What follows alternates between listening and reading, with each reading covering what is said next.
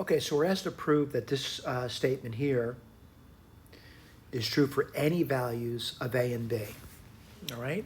So I guess you really should specify that any real values of A and B. So the first thing I would do is I would just simply rewrite this statement without that, not less than symbol.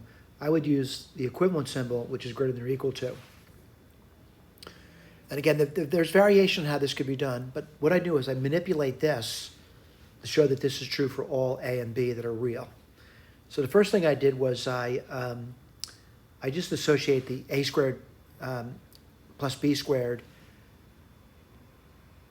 with the factor 2AB, and then I associated the minus B. I took it on the outside with the 2AB, which would give you minus 2A squared B squared. So nothing's changed at this point.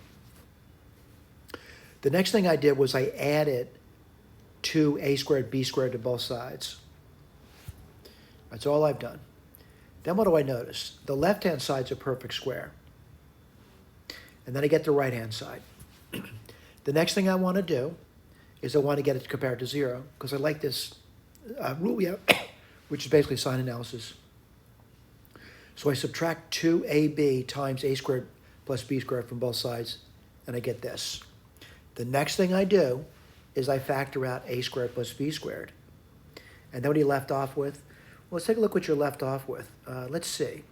You're left off with, maybe I should write that down. So if you factored out A squared plus B squared, you'd be left off with A squared plus B squared minus 2AB, right? That's where this is coming from right here. What do I notice about that? That's a perfect square as well. What is it? It's A minus B squared. Okay, let's talk about sign analysis. Let me get my eraser out, and I'm on this last line now. The last line is important because every step led to that last line. Now someone says, why did you get to the last line? I'm going to use sign analysis. How do you do that?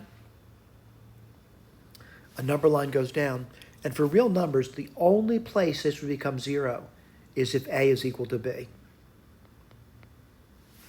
That's the only time it would become equal to 0.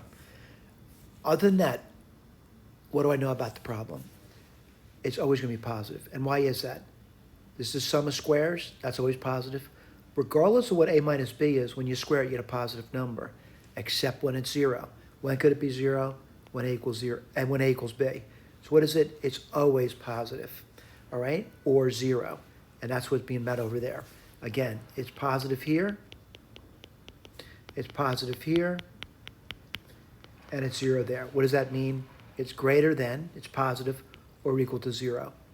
The only one spot it's equal to 0 was when A equals B. Otherwise, it's positive. Okay, that's done. Thank you.